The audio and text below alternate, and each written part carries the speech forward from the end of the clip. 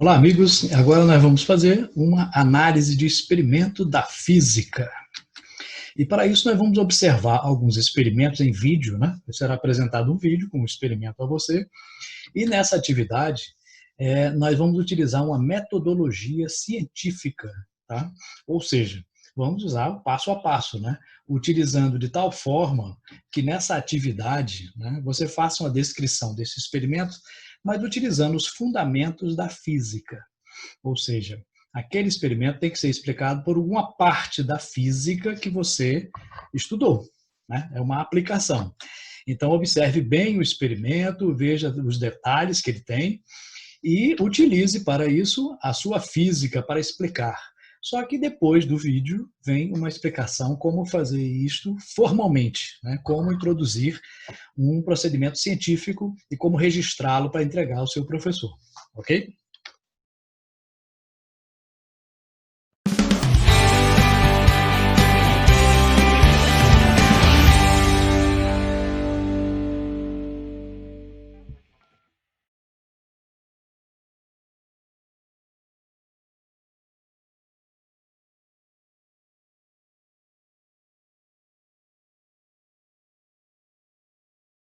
O Cláudio faria muito sucesso no século XVIII, não é? Estava no auge desse tipo de experiência, sabe? Todo mundo queria fazer experiência com as máquinas eletrostáticas. Você sabe que as pessoas gostavam até de tomar choque, porque é uma experiência nova, né? Então, as máquinas eletrostáticas serviam para isso também, né? Para ilustrar, né? Para produzir efeitos especiais, né? Então, o Cláudio vai agora produzir um acelerador de partículas, né?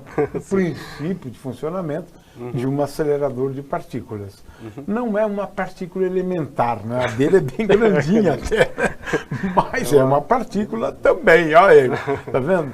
Então, ele vai ilustrar agora, né, como se pode gerar um acelerador de partículas de novo. Aliás, né, Cláudio, o Van de Graaff foi um acelerador de partículas, né? De núcleos, né? Muito usado na física nuclear.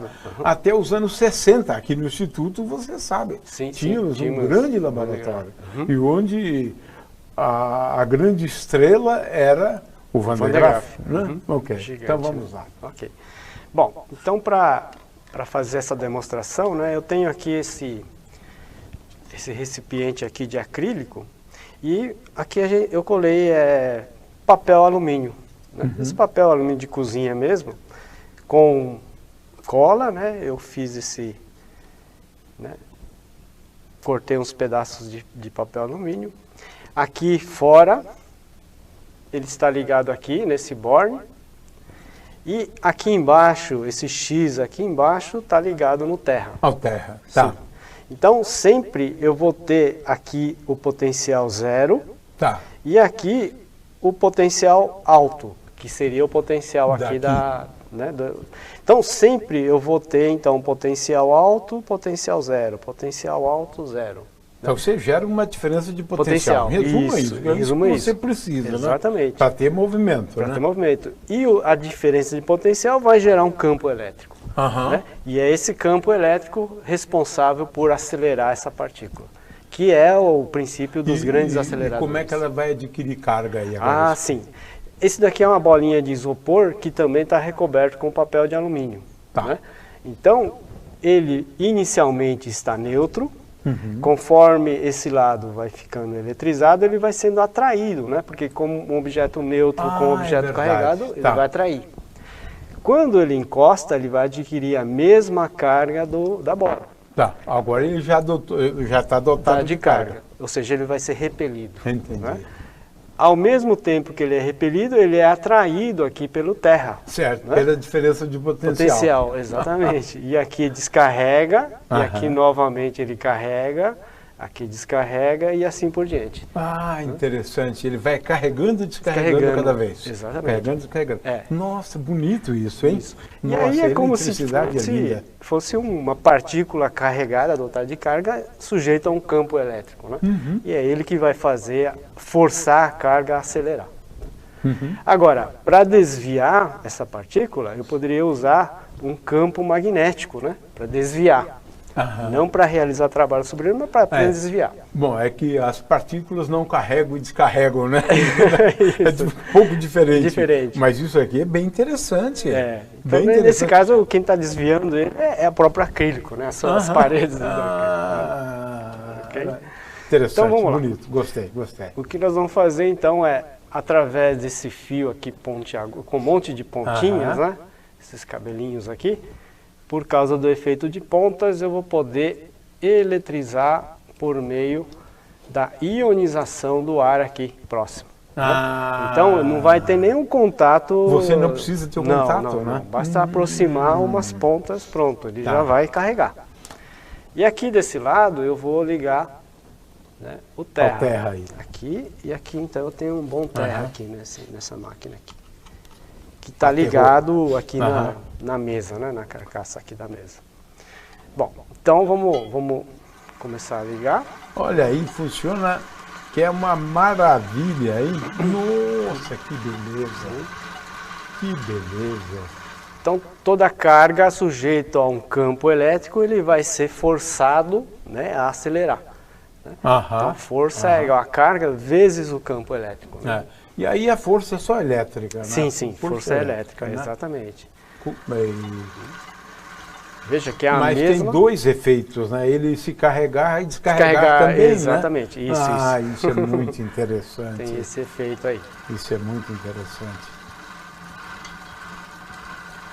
Agora eu posso fazer... um acelerador, né, que é com base em algo que é diferente de um acelerador. Sim, né? Mas é bonito, acelera do mesmo jeito, né? Jeito, Fantástico, Cláudio, isso é muito interessante, viu? Agora, ele pode girar tanto num sentido, né, assim, como no outro, basta forçá-lo a ir do outro lado. Ele vai... né? Quanto no outro sentido, claro. Porque apenas ele vai carregar e descarregar, né? Muito legal, muito legal. Essa é boa, viu? Muito legal. Então, essa força elétrica é a mesma força que aparece nas cargas num fio condutor, né, que faz as lâmpadas acenderem, os motores funcionarem. Quer dizer, o princípio é o mesmo. Força sobre carga acelerando essas cargas. Mas veja, Cláudio, que é interessante o número de experiências belíssimas que você pode fazer com essa máquina. Né? Exatamente. Muito interessante. Por isso que a eletricidade evoluiu de uma forma fantástica, né? Ao longo de 300 anos, né? Até o ano de 2000 e pouco ainda, você estava aprendendo sobre eletricidade e magnetismo, né? Verdade. Então, durante 300 anos, mas o que disparou tudo foi isso. As pessoas perceberam o potencial dessa máquina aqui, tá certo? Para gerar efeitos super interessantes, né? Muito bom, Cláudio, muito bom.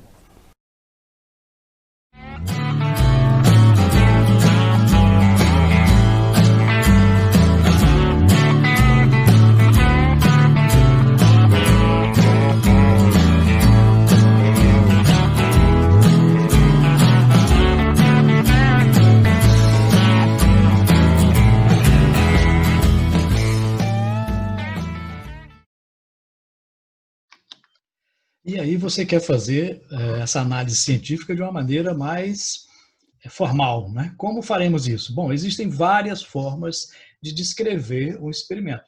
Aqui é uma delas, mas qualquer uma outra tem que conter, pelo menos, essas informações. No início, né, na primeira parte, vamos identificar, localizar a área, o título e o objetivo.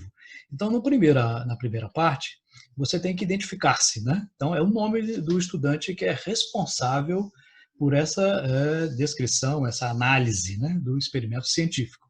Depois você vai colocar aqui a parte da física que está relacionada, né? É mecânica, é eletricidade, é ótica, especificando, né? Então, por exemplo, qual é a parte da ótica? É ótica física, ótica geométrica, ondas mecânicas, ondas eletromagnéticas.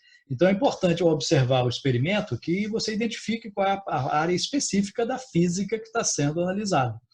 É o movimento retilíneo, o movimento curvilíneo. Né? Depois você vai colocar um título. Nesse título, nunca você começa com um verbo. Né? sempre coloca avaliação, análise, investigação.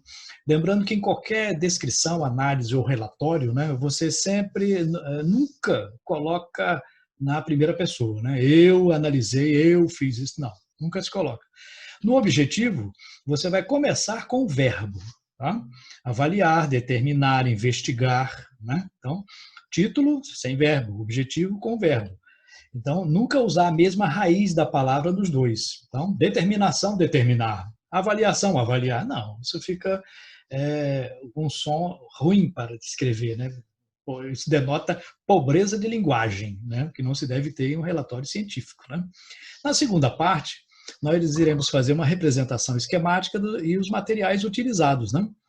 Na representação, né, você vai colocar aqui, ilustrar o que foi analisado em forma de esquemas ou desenhos. Né? Não precisa ser um desenho artístico, bonito, não, mas um desenho que possa se identificar o que é. Pode ser triângulos, quadrados, círculos, não tem problema. Pode ser figura geométrica, mas que identifique com um nome ou então com uma referência. Você vai visualizar o experimento indicando as partes principais deste experimento. Depois vai colocar os materiais que foram utilizados. Né?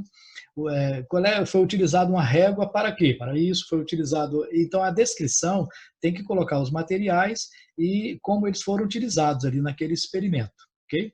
Na terceira, importante nessa parte, deve-se colocar os detalhes do experimento observado. Ou seja, tem que ficar sempre bem detalhado. É a parte mais detalhada de uma descrição ou de um relatório, né? De uma coisa que você está observando. E a terceira e última parte, você vai colocar quais os princípios da física que foram identificados naquele fenômeno. Nessa primeira parte aqui, você vai enumerar conceitos, leis, lei de Newton, primeira lei de Newton, segunda lei de Newton, né? Qual é o princípio da termodinâmica, qual é a teoria da física que foi comprovada, qual é o conceito físico que está relacionado àquele experimento.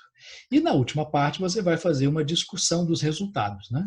Você vai interpretar aquilo que foi observado baseado nos princípios que você identificou. Acontece isso por causa do princípio tal, tal e tal. Então é importante colocar essa última parte. Assim você terá feito uma análise de um experimento adequadamente. Ok?